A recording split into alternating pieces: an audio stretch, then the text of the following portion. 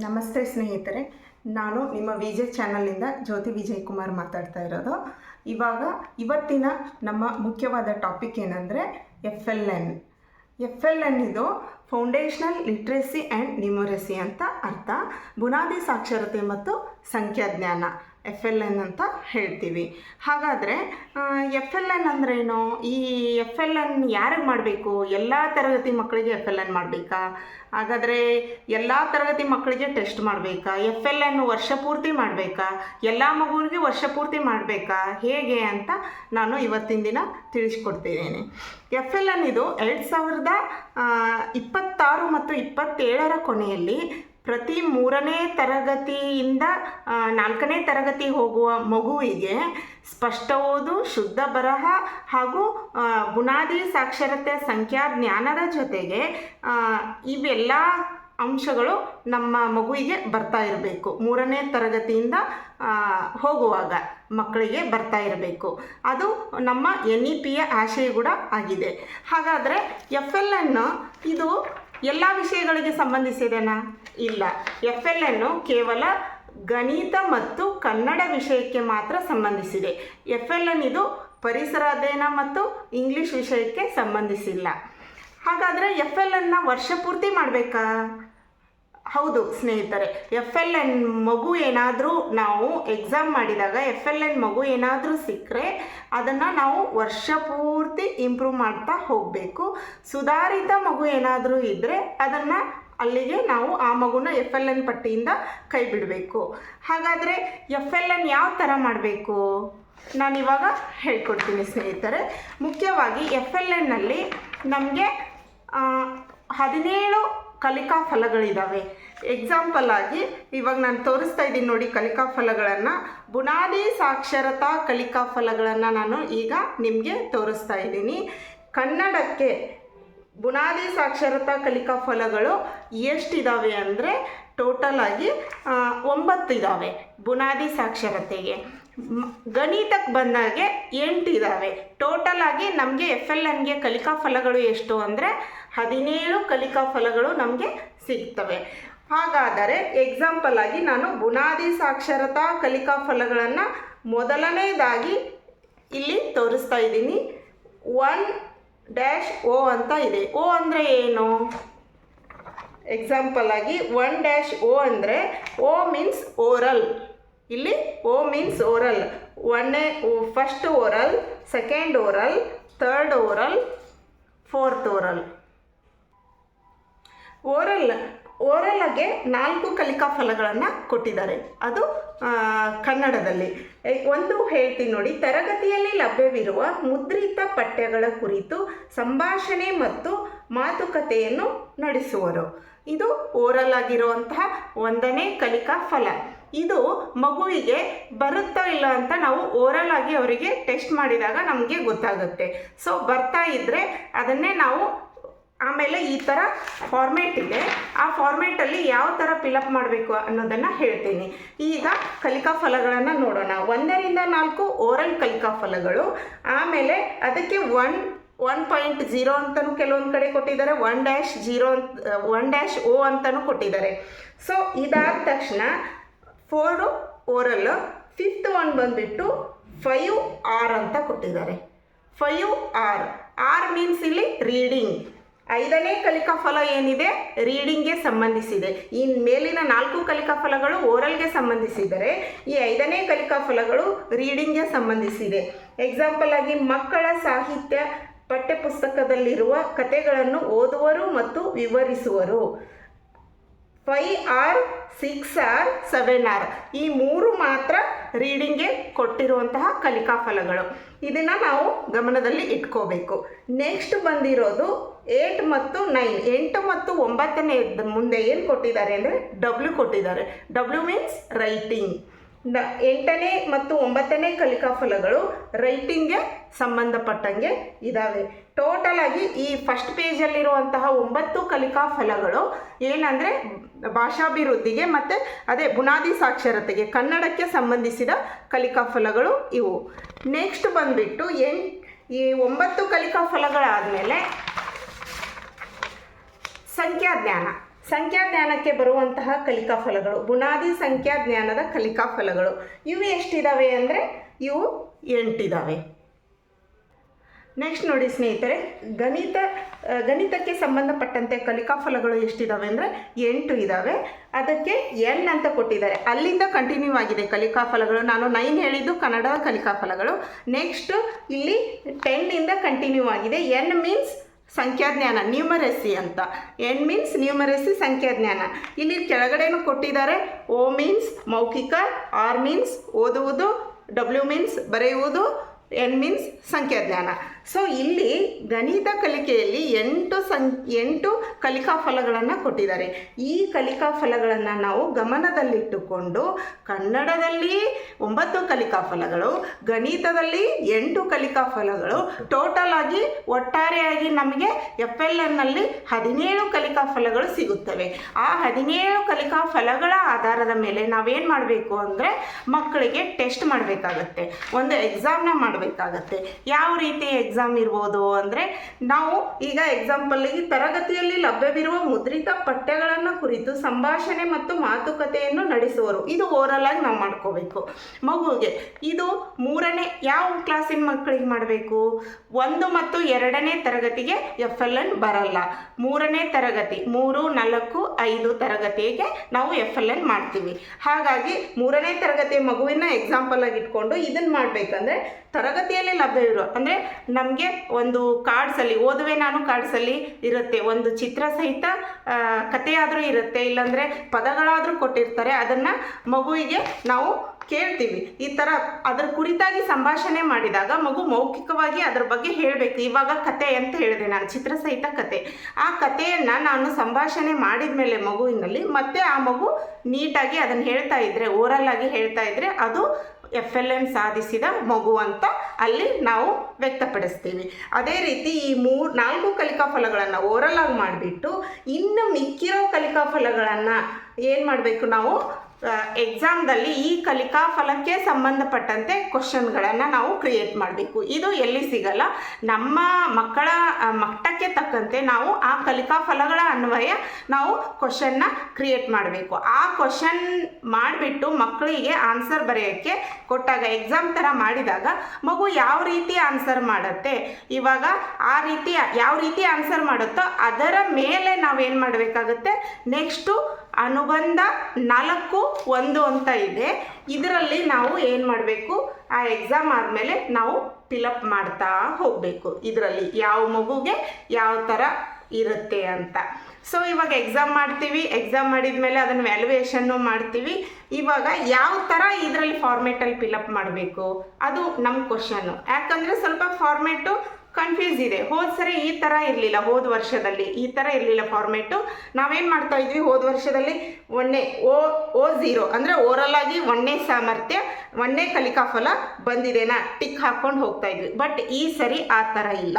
ಈ ಫಾರ್ಮೇಟ್ ಹೇಗಿದೆ ಅಂದರೆ ಇಲ್ಲಿ ಕೊಟ್ಟಿದ್ದಾರೆ, ಫಾರ್ಮೇಟ್ನ ಕೆಲವೊಂದು ಸೂಚನೆಗಳು ಕೊಟ್ಟಿದ್ದಾರೆ. ಯಾವ ಥರ ಅಂದರೆ, ಸೊ ಎಕ್ಸಾಮ್ ಮಾಡಿದ್ವಿ, ಎಕ್ಸಾಮ್ ಮಾಡಿದ ಮೇಲೆ ಅದನ್ನು ನಾವು ವ್ಯಾಲ್ಯೂಯೇಷನ್ನು ಮಾಡ್ತೀವಿ, ಹೌದಾ. ಈಗ ಓರಲ್ 1ನೇ ಕಲಿಕಾ ಫಲದಲ್ಲಿ ಇಲ್ಲಿ ಮಗುವಿನ ಹೆಸರು ಬರಿತೀವಿ. ಓರಲ್ 1ನೇ ಕಲಿಕಾ ಫಲದಲ್ಲಿ ಮಗು ಏನನ್ನು ಸಾಧಿಸಿದೆ, ಕೆಳಗಡೆ ಇಲ್ಲಿ ಸೂಚನೆ ಕೊಟ್ಟಿದ್ದಾರೆ. ಕನಿಷ್ಠ ಬಂದುಬಿಟ್ಟು BB, ಕನಿಷ್ಠ ಬಂದುಬಿಟ್ಟು ಏನಿದೆ BB, ಪ್ರಾಥಮಿಕ ಬಂದುಬಿಟ್ಟು B ಅಂತ ಇದೆ. ನೆಕ್ಸ್ಟು ಪ್ರಾವೀಣ್ಯತೆ ಬಂದುಬಿಟ್ಟು P ಅಂತ ಇದೆ. ಸುಧಾರಿತ ಬಂದುಬಿಟ್ಟು A ಅಂತ ಇದೆ. ಸೊ ಈ 4 ಸೂಚನೆಗಳ ಅನ್ವಯದಲ್ಲಿ ನಾವೇನು ಮಾಡಬೇಕು ಅಂದರೆ ಇಲ್ಲಿ ಫಾರ್ಮೇಟಲ್ಲಿ ಅದನ್ನು ನಾವು ಫಿಲಪ್ ಮಾಡ್ಕೊಂಡು ಹೋಗ್ತಾ ಇರಬೇಕು. ಹಾಗಾದರೆ BB ಅಂದರೆ ಏನು, B ಅಂದರೆ ಏನು, ನಮಗೆ ಕನ್ಫ್ಯೂಸ್ ಆಗುತ್ತೆ. ಇಲ್ಲಿ BB ಅಂದರೆ ಏನು, B ಅಂದರೆ ಏನು, P ಅಂದರೆ ಏನು, A ಅಂದರೆ ಏನು ಅಂತ ಕನ್ಫ್ಯೂಸ್ ಆಗುತ್ತೆ. ಸೊ ನಾನು BB ಅಂತ ಅಂದರೆ ಬಿಲೋ ಬೇಸಿಕ್ ಅಂತ.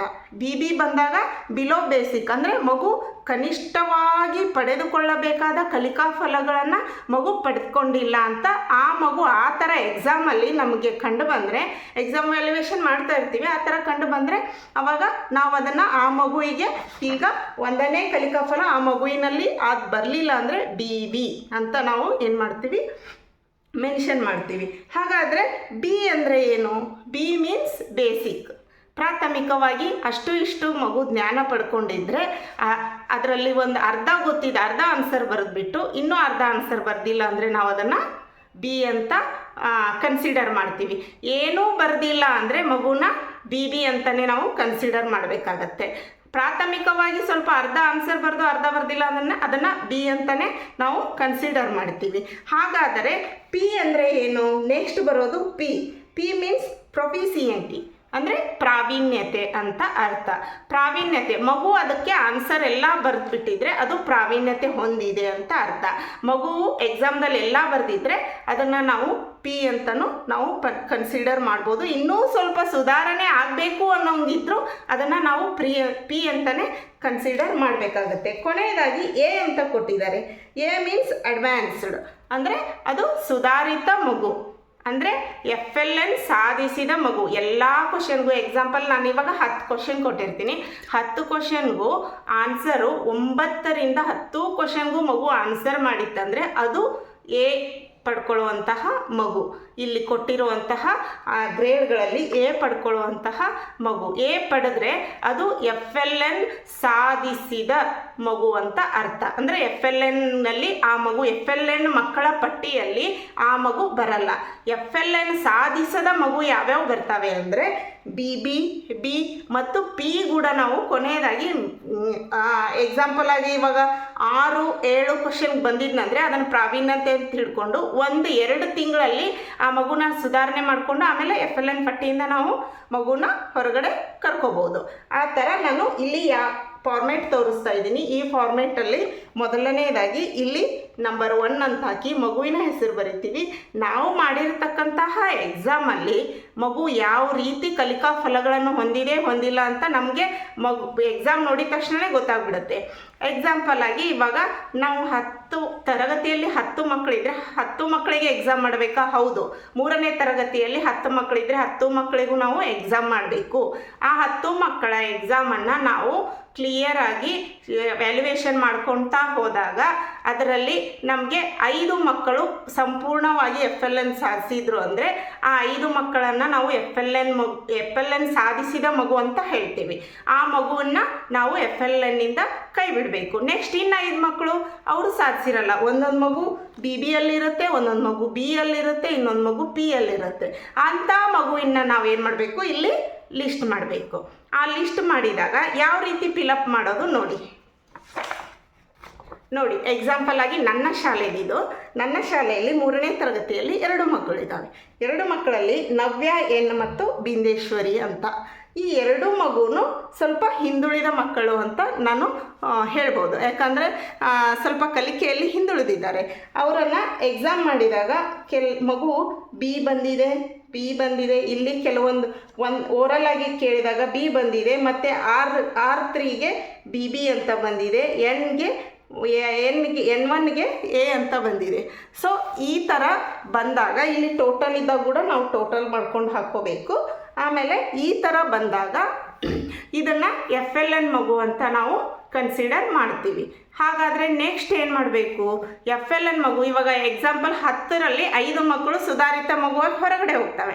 ಇನ್ನು 5 ಮಕ್ಕಳು ಏನಾಗ್ತಾರೆ? FLN ಮಗು. ಅದು ಅವರಿಗೆ ಇಲ್ಲೆಲ್ಲ ತೋರಿಸಿದಾಗ 5 ಮಕ್ಕಳನ್ನ ತೋರಿಸಿದಾಗ BB ಅಂತ ಬಂದಿರುತ್ತೆ, P ಅಂತ ಬಂದಿರುತ್ತೆ. P ಅಂದರೆ ಇನ್ನೇನು ಹತ್ತಿರ ಇದ್ದಾನೆ FLN ಸಾಧಿಸೋಕ್ಕೆ ಅಂತ. BB ಮತ್ತು B ಅಂತ ಬಂದಂತಹ ಮಕ್ಕಳನ್ನು ಒಂದು ನಾವು ರಿಜಿಸ್ಟರ್ ಮಾಡ್ಕೊಂಡ್ಬಿಟ್ಟು FLN ರಿಜಿಸ್ಟ್ರು ಅಂತ ಮಾಡ್ಕೊಂಡ್ಬಿಟ್ಟು ಆ ರಿಜಿಸ್ಟ್ರಲ್ಲಿ ಆ ಮಕ್ಕಳ ಪಟ್ಟಿಯನ್ನು ನಾವು ಹಾಕೋಬೇಕಾಗತ್ತೆ. ಆದಾದ ತಕ್ಷಣ ಇದನ್ನು ನಾವು ಫಿಲಪ್ ಮಾಡಿಬಿಟ್ಟು ಇದನ್ನು ಏನು ಮಾಡಬೇಕು ಅಂದರೆ ನಮ್ಮ ಮುಖ್ಯ ಗುರುಗಳಿಗೆ ಕೊಡಬೇಕಾಗತ್ತೆ. ನಮ್ಮ ಮುಖ್ಯ ಗುರುಗಳಿಗೆ ಕೊಟ್ಟಾಗ ಅವ್ರು ಏನು ಮಾಡ್ತಾರೆ ಅಂದರೆ ಇದನ್ನು ಎಲ್ಲ ಪರಿಗಣಿಸಿ ಅವರು CRP ಕೊಡ್ತಾರೆ, CRP ಅವರು BRP ಕೊಡ್ತಾರೆ. ಇದು ಆ ಥರ ಪ್ರಕ್ರಿಯೆ ಹಾಗೆ ಮುಂದುವರಿತಾ ಹೋಗುತ್ತೆ. ಹಾಗಾದರೆ ಇದೆಲ್ಲ ಮಾಡಿಕೊಡ್ತೀವಿ. ಇದು ಯಾವಾಗ ಮಾಡಬೇಕು? ಪ್ರತಿ ತಿಂಗಳ 2ನೇ ದಿನನ ನಾವು FLN ವ್ಯಾಲ್ಯುವೇಷನ್ ಮಾಡಬೇಕಾಗುತ್ತೆ, ಎಕ್ಸಾಮ್ ತೊಗೋಬೇಕಾಗುತ್ತೆ, ಮತ್ತು ಓರಲಾಗಿ ಕೇಳಬೇಕಾಗುತ್ತೆ. ಹಾಗೆ ಮಾಡಿದ ಮೇಲೆ ಪ್ರತಿ ತಿಂಗಳ 2ನೇ ದಿನ ಮಾಡಿದ ಮೇಲೆ ನಾವು ಅದನ್ನು FLN ಮಗು ಏನಾದರೂ ಸುಧಾರಿತ ಆಗಿದ್ದರೆ ಅಲ್ಲಿ ಎಕ್ಸಾಮ್ ಮಾಡಿದಾಗ ನಮಗೆ ಗೊತ್ತಾಗ್ಬಿಡುತ್ತೆ. ಆ ಕಲಿಕಾ ಫಲಗಳ ಆಧಾರದ ಮೇಲೆ ಮತ್ತೆ ಎಕ್ಸಾಮ್ ಮಾಡಬೇಕು, ಗೊತ್ತಾಗುತ್ತೆ. ಕೆಲವೊಂದು ಮಗು ಹಿಂದುಳಿದಿರುತ್ತೆ, ಆ ಮಗುಗೆ ಏನು ಮಾಡಬೇಕಂದ್ರೆ FLN ಆಧಾರಿತ ಚಟುವಟಿಕೆಗಳನ್ನೇ ನಾವು ಮಾಡ್ಕೊಂಡು ಹೋಗಬೇಕಾಗತ್ತೆ.